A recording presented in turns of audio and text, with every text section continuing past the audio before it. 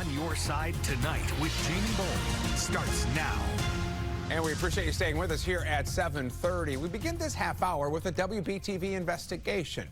Tonight, we're still pushing for answers about why Charlotte Mecklenburg schools refuse to disclose data detailing reports of rape and sexual assault at its schools. Now, these stories from women who reported being raped and sexually assaulted at Myers Park High School started our investigation. He told the person on the phone she's claiming that she was sexually assaulted. And then I heard the guy on the phone say, "How do you know she's not making this up?" And I told him what happened. And from the very beginning, the administrators just made me feel like I was doing something wrong. Our chief investigative reporter, Nick Oxner, has been asking school board members about this hidden data of assaults for months. Take a listen. We're wondering if you got my email about the sexual assault data. Can't talk about it right now. Well, I'm ready for a meeting. Ms. Shipp, Dr. Witherspoon, wondering if you got my emails about the sexual assault data. I don't know if we can. Why is no one on the school board willing to talk about the sexual assault data? Mr. Rankin, Ms. Nunn, you guys have nothing to say about this? Well, Nick went back to push school leaders for an explanation after they first ducked his questions. Got some of his report from tonight at 6 o'clock. I'm following up because we still haven't gotten any answers from you or Ms. Klein or Mr. Rankin or anyone else on the school board about why the district had denied the existence of records detailing where students had reported sexual assaults. Well, you know, that's a matter of pending litigation, so we'll let that process resolve it in that way, and then we'll comply with whatever other orders there are. And Nick is here in studio with us to talk more about this. Let's just back up, recap for folks at home again. What information are you looking for and why? Yeah, so when we started investigating this issue years ago now, as you just pointed out, we wanted to know which schools are, having more problems with this than others. So we knew that this is tracked in a data set. Each one recorded incident by incident on each campus. So we asked for that years ago. What we got was a summary back. And actually, if you recall from our reporting back then, that summary said there had been 0 rapes reported on the whole camp, in the whole school system. So that obviously wasn't correct. But even when they gave us that, they said under oath that there is no more data, that these records don't exist, and now we have it. So you've been fighting for this information for a while. Was this school board that's in place now in place when you first started asking about this? No, they weren't. We should make really clear, this was like 2 iterations of the school board ago that originally decided to withhold this information. So that's why when we got a leaked copy of some of this data that proved what they said under oath was different than reality, I went back to the board and I said, look guys, here's this thing. We know this exists. Why don't you just release it? And we've got stonewall after stonewall after stonewall and the ducking. Yeah, and you keep going back and asking, still getting this. Yeah, the ducking under the dais was something. What are next steps here? Is the public ever going to see this? Well, maybe if the school board decides to follow the law, yes. Or just yesterday, lawyers for WBTV filed new paperwork in court seeking again to force the school board to follow the law and produce these records. Timeline on that? Do we have any idea?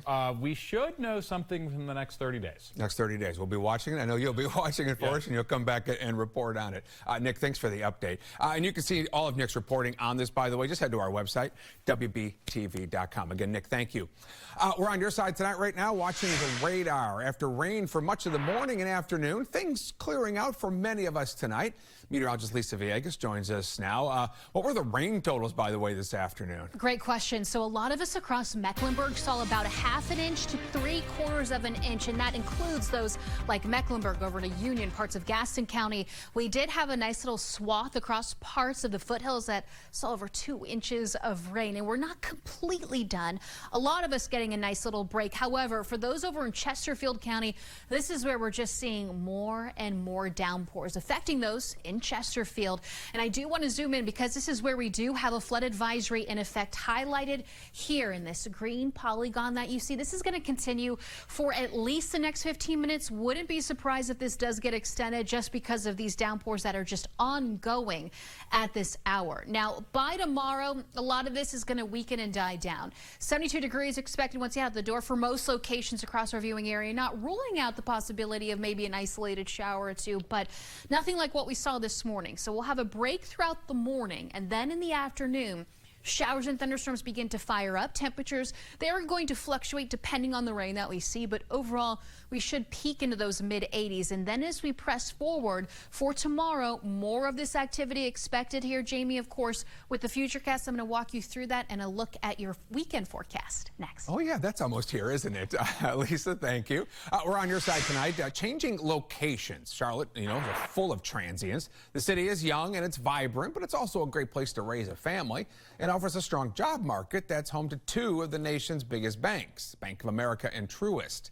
The Charlotte Regional Business Alliance reported about 113 people moved to the Charlotte Metro every day between mid-2021 and mid-2022. That's more than 41,000 people moving to the region every year. A report from the UNC Keenan Flagler Business Institute says Charlotte is expected to be the 8th fastest growing large metro area in the United States. Local economist Jeffrey Korzenik says the main takeaway from Charlotte's economic forecast is keep it together. What we've noted is that cities like Charlotte that are in rapid growth trajectories and do a really good job of attracting workers have to make sure that they are managing the infrastructure, transportation, housing. That's where cities get tripped up. Well, regardless, people are taking a chance on our city. Many of us are always welcoming new neighbors, so you may have wondered, where are all these people coming from? Well, U-Haul has been keeping track of its movers and top origin states for customers coming to the Charlotte region. Check out the list here. Number 1, not far, South Carolina, followed by Florida, Georgia, Virginia. Tennessee's number 5. Then you have Texas, Ohio, New York, Pennsylvania. Number 10 on the list is Maryland. All right, to get even more specific, these are the top cities people are moving from. Bringing up that list for you, and you can see number 1 is actually Atlanta, Georgia, followed by Columbia, South Carolina, Greenville in South Carolina, Charleston. Then you got Miami, Washington, D.C., Orlando, Richmond, Virginia, Virginia Beach, Norfolk, Virginia, and number 10 is Tampa. Now, the migration is also happening within the state. People are moving here in droves from some places like the Raleigh-Durham area. You've got the Triad. You've also got Wilmington there at number 3, followed by Asheville and Fayetteville. Now, one other thing we know, whether it is a short move or a long one, it can be pricey. And it opens the door for people to take advantage of your hard-earned money. New analysis of data from the Better Business Bureau shows reports of moving scams rose 12% last year. Our national consumer investigator, Rachel DePompa, talks to an expert about the pitfalls to avoid when hiring a mover and how to spot one of these scams. On average, moving customers lost around $836 to moving scams last year. That's a 30% increase from 2022. This is according to Hire a Helper, a website where consumers can compare small local moving companies from across the country to help them with a hybrid move. That's where you hire people to load and unload your moving trucks, but you provide the truck, like for instance, you rent the U-Haul. Miranda Marquette is a consumer advocate with Hire a Helper. She says there are 3 big moving scams to watch out for. The most common is a change of address scam. That's where they pretend to be from the Postal Service and they charge you $100 or more to change your address, when you can just go to the post office and do that for free. The second scam is no-shows. You hire a moving company, pay up front, and they never show up. And the third? Unlicensed businesses, they pose as moving companies, and they might just outright steal your stuff. So they load it up, take it away, you never see it again. Or as a fun twist, they'll load it up, take it away, and then they won't return it to you till you pay an extra fee. So then they hold it hostage. To avoid being scammed, Marquette says verify the moving business you are thinking of hiring. Use Google. Look closely at the reviews. Never pay the entire amount up front. Most reputable places, they might require a deposit. And when you do pay that deposit, and make sure you use a credit card, because you can file a dispute with your credit card company if fraud comes through, and then you could get that money back. She says get an estimate ahead of time and compare that to the final bill. Also, make sure the company actually comes to look at your stuff and you don't just fill out a form online. You will get a more accurate estimate if they do an inventory ahead of time. With this Watching Your Wallet, I'm Rachel DePompa. Great information. Coming up next here on Your Side Tonight, it's been called the largest IT outage in history. Flights canceled, hospitals disrupted, billions of dollars lost. We're on your side with how this massive glitch happened and what can we do to prepare for the next one.